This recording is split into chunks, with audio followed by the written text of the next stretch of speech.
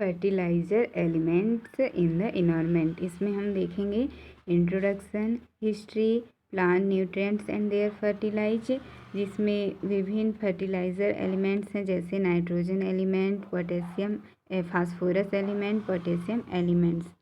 तथा इसमें आगे हम देखेंगे इन्वायरमेंट हजार्ड्स जैसे ground water pollution, eutrophication, soil acidity, cadmium and conclusion. इसमें हम इंट्रोडक्शन देखते हैं। फर्टिलाइज़र कृषि की उपज बढ़ाने के लिए प्रयुक्त केमिकल्स होती हैं जो कि पेड़ पौधों की जो ग्रोथ होती है उनमें सहायता के लिए यूज किए जाते हैं, तथा जो ये केमिकल्स होती हैं वे पानी में शीघ्र घुलने वाले या सॉइल में या जो पत्ती होती है उनमें छिड़काव करके इन्हें प्रयुक्त किया जाता है, जहाँ से वे इन्हें एब्जॉर्ब कर लेते हैं और ये उनकी ग्रोथ में मदद करते हैं। पौधों में मिट्टी में जो जड़ें होती हैं उनके द्वारा तथा ऊपरी छिड़काव करने पर भी यह पत्तियों द्वारा जो फर्टिलाइज़र होते हैं उन्हें अवशोषित कर लिया जाता है। उर्वरक जो पौधों के लिए आवश्यक तत्वों की तत्काल पूर्ति के साधन है, लेकिन जो ये फर्टिलाइज़र्स होती हैं उनके कुछ दुष्परिणाम भी होते हैं। ये सॉइल में लंबे समय तक बने रहते हैं और सॉइल में प्रेजेंट जीवाणु और जो सूक्ष्म जीव होती हैं उनके लिए हानिकारक होते हैं। इसलिए हमें उर्वरक के विकल्प के रूप में जैविक खाद का प्रयोग करना चाहिए। इसमें हम हिस्ट्री देखते हैं।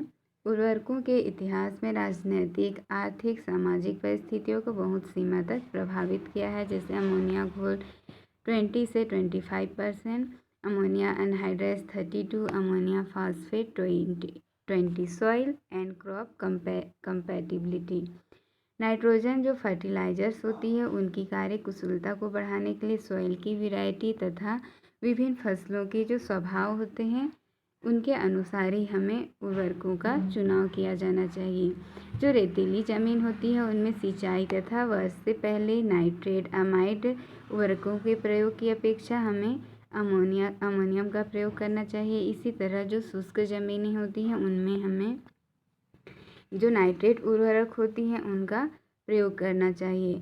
धान, गन्ना, आलू के लिए अमोनियम उर्वरक का प्रयोग करना चाहिए, जबकि तंबाकू, आलू और जो अंगूर होते हैं इनमें अमोनियम क्लोराइड का प्रयोग नहीं करना चाहिए। इसी प्रकार हम देखते हैं जो तिलहनी एवं दलहनी फसलें होती है इनमें अमोनियम जो सल्फेट होता है वह अन्य उर्वरकों की अपेक्षा अच्छा रहता है तथा यह नाइट्रोजन के साथ साथ सल्फर की भी पूर्ति करता है।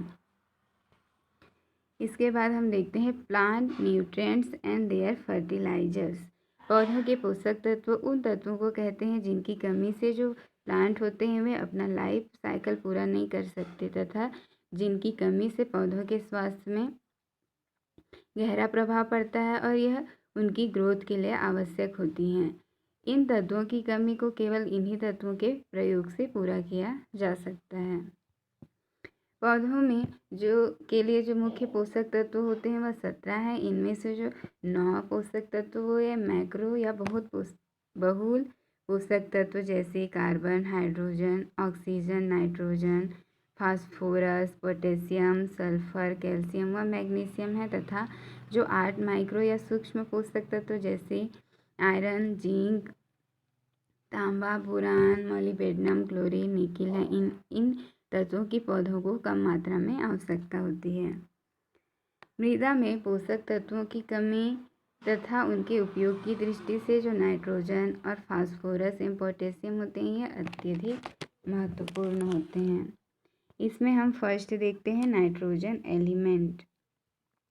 नाइट्रोजन जो तत्व होता है वो फसलों में हरापन लाता है। इसके साथ ही यह जो उनकी वानस्पतिक ग्रोथ होती है उसको यह नाइट्रोजन एलिमेंट्स बढ़ावा देती है। यह नाइट्रोजन फसलों में प्रोटीन एवं जो कार्बोहाइड्रेट्स होती हैं उनके प्रोडक्शन में महत्वपूर्ण होती हैं।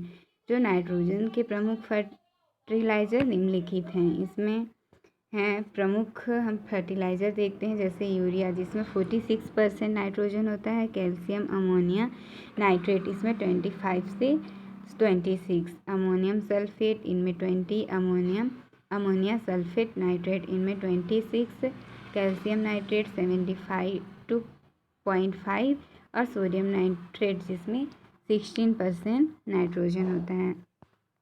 जो नाइट्रोजन उर्वरक होती हैं उनके डालने की सही समय एवं विधि। नाइट्रोजन जो फर्टिलाइज़र होती हैं उनका सही उपयोग हम प्लांट की जब तेज वृद्धि कालावस्था होती है उस समय इनका उपयोग करना चाहिए तथा बुआई के समय व वृद्धि के 25 से 15 जो डेज होती हैं उनके पहले इनका प्रयोग करने से अधिक लाभ मिलता है। जो नाइट्रोजन फर्टिलाइज़र्स होती है उन्हें रेतीली ज़मीनों में सिंचाई के बाद तथा भारी ज़मीनों में सिंचाई से पहले प्रयोग करनी चाहिए।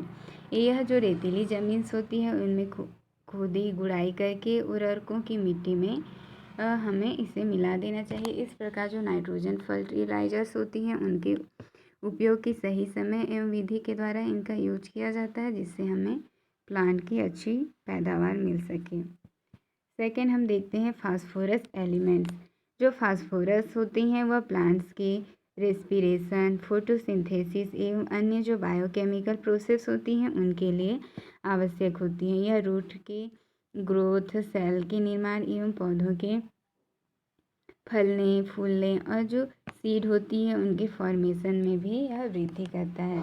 फास्फोरस के मुख्य उर्वरक निम्नलिखित हैं। इसमें हम देखते हैं पहला है सिंगल सुपर फास्फेट जिसमें जो P2O5 जिसका परसेंटेज होता है 16, ट्रिपल सुपर फास्फेट इसमें होता है 46। इसी प्रकार हम आगे देखते हैं डाई अमोनियम फास्फेट जिनमें इसका परसेंट जो होता है 46 और नाइट्रोजन होता है 18। मोनो अमोनियम फास्फेट इनमें 20 तथा नाइट्रोजन परसेंट होता है 60। Mono ammonium phosphate second 20 and 20। जो यूरिया अमोनियम फास्फेट होता है इनमें 28 तथा 28 होती हैं और जो नाइट्रोफॉस्फेट होती है इनमें 32 होती हैं। Soil and crop compatibility. जो क्षारीय वाली भूमि में जो पानी के अघुलनशील जो फास्फोरस होती है उन्हें 30% से ज़्यादा उर्वरक ही डालने चाहिए और अम्लीय भूमि में पानी के अघुलनशील फास्फोरस में जो उर्वरक होती हैं उनको बिखेर कर यूज करना ज़्यादा लाभकारी रहता है। इन सॉइल्स में स्टीरिक एसिड घुलनशील फास्फोरस के उर्वरक का प्रयोग करना चाहिए। पाउडर वाले उर्वरकों को अम्लीय भूमि में बिखेर कर मिलाने से अधिक लाभ हो जाता है। कार्बनिक खादों को फास्फोरस के उर्वरकों के साथ प्रयोग करने से जो उनकी क्षमता होती है उनमें वृद्धि हो जाती है। इन्हें हम कार्बनिक जो खाद होती हैं उनके साथ मिक्स करके जब इनका यूज किया जाता है तो इनकी जो क्षमता होती है ग्रोथ कराने की वह अच्छी हो जाती है तथा हमें पैदावार अच्छी प्राप्त होती है। कम अवधि वाली फसलें जिनमें जल्दी शुरुआत करने की ज़रूरत होती है जैसे गेहूँ, धान, मक्का, सोयाबीन, पानी में जो घुलनशील फास्फोरस होते हैं उनके फर्टिलाइज़र ही डालने चाहिए। उर्वरक डालने का सही समय व तिथि। फास्फोरस उर्वरक सिंचाई के समय बीज से 2 से 3 सेंटीमीटर जो गहरा पौधेना चाहिए तथा यह पोह नहीं कर सकते हैं तो एक सार बिखेर को मिट्टी में मिला देना चाहिए। इसके बाद हम देखते हैं थर्ड है पोटेशियम एलिमेंट। पोटेशियम पत्तियों में जो शर्करा होती हैं स्टार्च होती है इनके निर्माण की प्रोसेस में वृद्धि करती है तथा यह कार्बोहाइड्रेट पोषक तत्व जो न्यूट्रिएंट्स हैं वाटर हैं इनके स्थानांतरण में सहायता करते हैं तथा जो यह एलिमेंट्स होती हैं वह पौधों में रोगों के प्रति प्रतिरोधकता बढ़ाता है। और पोटेशियम में मुख्य उर्वरक निम्न है जैसे muriate of potash, potassium sulphate. Soil and crop compatibility. Muriate of potash यह सस्ता होता है एवं यह आसानी से उपलब्ध हो जाता है। क्षारीय मृदाओं में म्यूरेट ऑफ पोटास नहीं डालना चाहिए। इसमें हमें जो पोटेशियम सल्फेट होती हैं उनका प्रयोग किया जाना चाहिए। इसी प्रकार जो शर्करा एवं स्टार्च वाली फसलें होती हैं जैसे गन्ना, आलू, केला आदि के लिए अधिक मात्रा में पोटेशियम की आवश्यकता होती है। अधिक उपज देने वाली जैसे धान एवं गेहूं की जो फसल होती है उनमें भी पोटेशियम की आवश्यकता पड़ती है। धान जैसी जो पानी में खड़ी रहने वाली फसलें हैं उनमें हमें पोटेशियम सल्फेट की बजाय जो म्यूरेट ऑफ पोटाश होता है उनका उपयोग करना चाहिए, जिससे यह इनके लिए फ़ायदेमंद होता है। उर्वरक डालने का समय एवं विधि।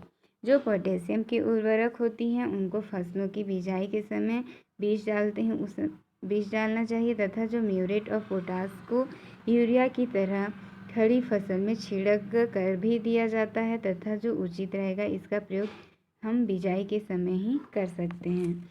हल्की ज़मीनों में अगर पोटेशियम की अधिक मात्रा डालनी है तो इसका आधा आधा करके हमें 2 बार डालना चाहिए। इसमें हम देखते हैं इन्वायरमेंटल हजार्ड, जो इससे क्या क्या हार्मफुल हैं, जैसे ग्राउंड वाटर पॉल्यूशन, जो सॉइल के माध्यम से लीपिंग नाइट्रेट एवं होते हैं, यह गंभीर स्वास्थ्य जो लिए खतरा पैदा कर सकते हैं और जिससे तथा इससे सॉइल एसिडिक हो जाता है। इंट्रोफिकेशन, इसमें जो अतिरिक्त वो पोषक तत्व होती हैं वह एल्गी के खिलने को प्रोत्साहित करते हैं, विशेष रूप से जो स्थिर पानी में होती है। और यह जो एल्गी होती हैं, अगर एल्गी ग्रो करने लगेगी तो यह विभिन्न एनिमल्स के लिए टॉक्सिक पदार्थ पैदा कर सकते हैं, और इस एल्गी के ग्रोथ के लिए पानी में एक निश्चित ऊपर से फास्फोरस मौजूद होता है। सॉइल एसिडिटी, जो क्रॉपिंग सिस्टम में 3 प्रमुख एसिडिक प्रोसेस होती हैं, जैसे उर्वरक एवं वायुमंडलीय नाइट्रोजन के निर्धारण द्वारा सॉइल में नाइट्रोजन को वृद्धि करके इसके बाद लीचिंग के कारण जो सॉइल से नाइट्रेट की हानि होती है।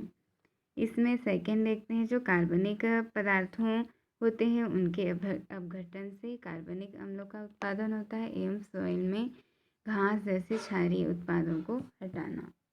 इस प्रकार जो विभिन्न प्रकार के एलिमेंट्स होती हैं वह पौधों की वृद्धि के लिए आवश्यक होती हैं। इसमें मुख्य रूप से नाइट्रोजन, फास्फोरस, पोटेशियम है, जिनका उपयोग हम विभिन्न तरीके से करते हैं तथा इनसे हमें विभिन्न प्रकार के जो फर्टिलाइजर्स होते हैं वह प्राप्त होते हैं।